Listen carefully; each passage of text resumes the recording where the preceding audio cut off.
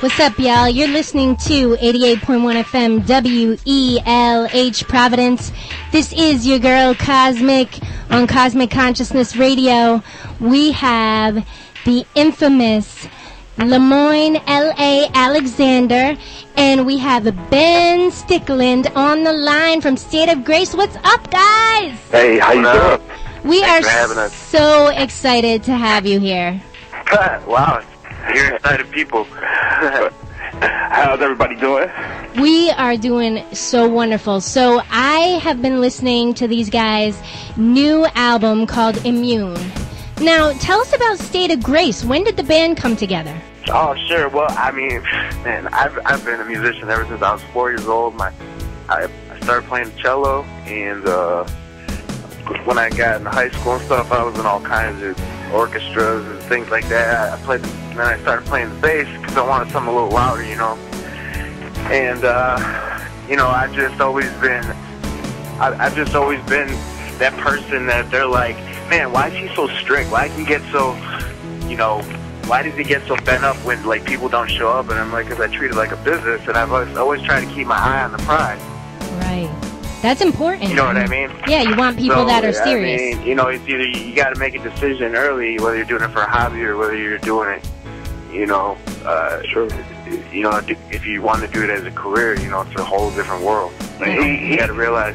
It's funny because how we met was I was producing, in the middle of producing, and this guy came to me and asked me, look, I want you to look at this rock band, and I really want you to produce their next record. And I said, okay, well, let me go and check the band out.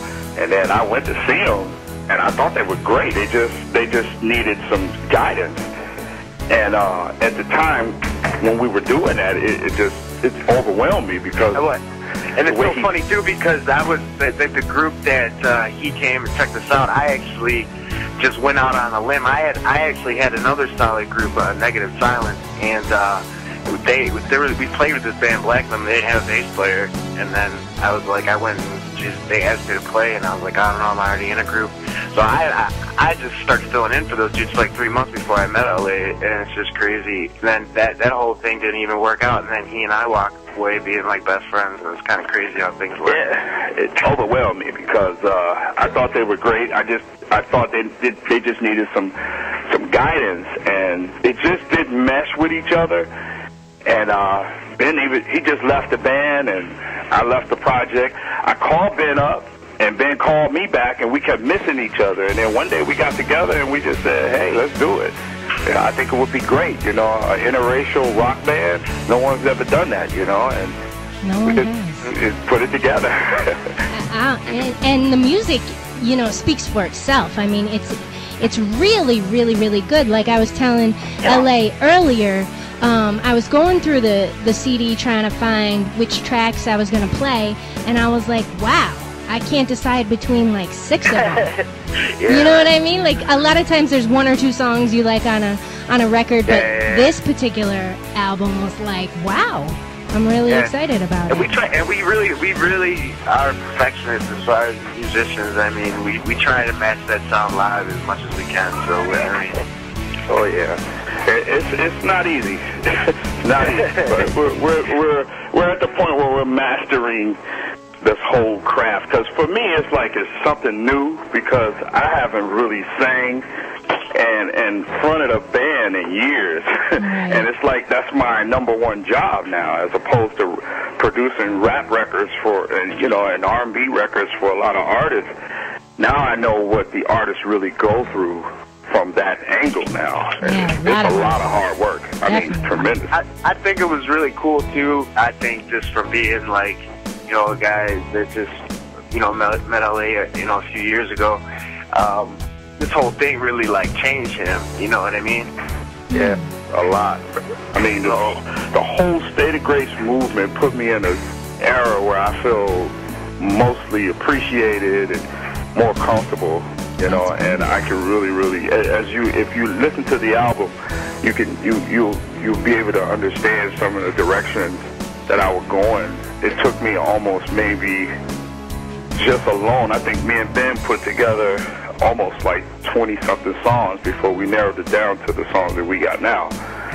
Yeah, there's definitely some deep emotion in here. Let me read the cover insert to our listeners.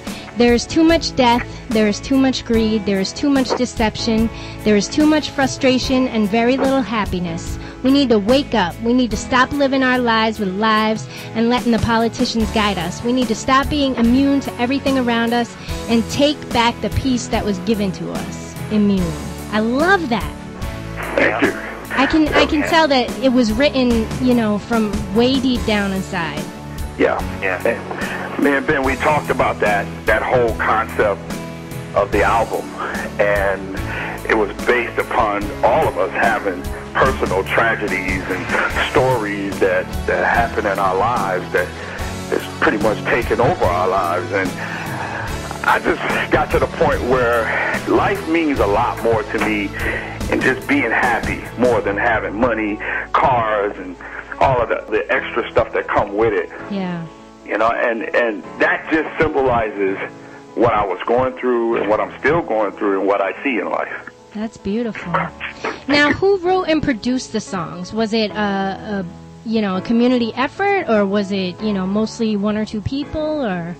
As I said, I've always been a producer, and doing as much music as I've done has prepped me to be able to produce the songs that we did on this album. And it's a group effort when we collaborate on songs and basically just put songs together. And then once we figure out what we're going to do, like we're working on some new songs for the next album right now. And Ben got some great songs, and I got some great songs, and the guys come up with some stuff. And then, you need that guy that's going to put all of these songs in perspective to make the song sound good. Yes. And once they come to... Yeah, as I say, we all have faith in him, you know what I mean? Whereas a lot of, LA's had a chance to work out a lot of bumps, so he knows what to do, what not to do, So we trust his judgment, and it seems to work as far as. Yeah, so far, and I'm very proud that the guys trust me, and because in this band we're pretty much diplomatic, and everybody has a say so, and I'm the kind of producer that gives rein to the guys. They can tell me what they're feeling, and we can create from that, and just put ideas together. What I'm feeling, I'll put on paper, or I'll go in and record whatever Ben is feeling. He'll bring to me, and we'll make it into a song, and I'll sing it, or he'll sing it, or we'll put it all together as a band. Nice. I'll tell you what, though, man. I've been in a lot of projects, and honestly, I probably have like the most live experience. So, but putting these songs together, man, I mean, it's crazy. I come there with a riff in L.A. An hour later, usually we put live instruments in there over, but he'll already have like a rough mix of like drums, guitars, everything. Just with wow. The scene, and it's like, wow, that's a nice blueprint. Yes, seriously, you guys must have some. From as I said, just being a producer for the last 15 years of just basically just going for it. The one thing I learned is I don't play around with songs. If you got an idea, you jot it down and you move forward. You never sit around on the same song. If you can't find the inspiration for that song in the 5 or 10 minutes that you get it, then it's not worth working on for the next 20 hours or the next day. It's just not worth it to me. Amen. I hear you on that. I struggle with that all the time as a songwriter, and you know what? That was some of the best advice I've heard in a while. Yeah. Because, you think you can make it work, and you try to work it out, and those songs are never the good ones. Yep, it's always been like that. I've had great songs that I thought that was like, oh my God, this is wonderful, and it just didn't do anything for me. And I go, I can't take just from my own personal taste. I liked it, but for what's going on out in the world, it wouldn't work. So I would pass on it, put it on the shelf, and move on to the next project. So are you guys currently touring? Yes, we're preparing for a spring break tour, the I Want to Rock with the Stars tour. Pretty much March the 2nd through April. We're going to be with the Far East Movement, Kaylee, Worldwide, and some other mentionable groups. and we're going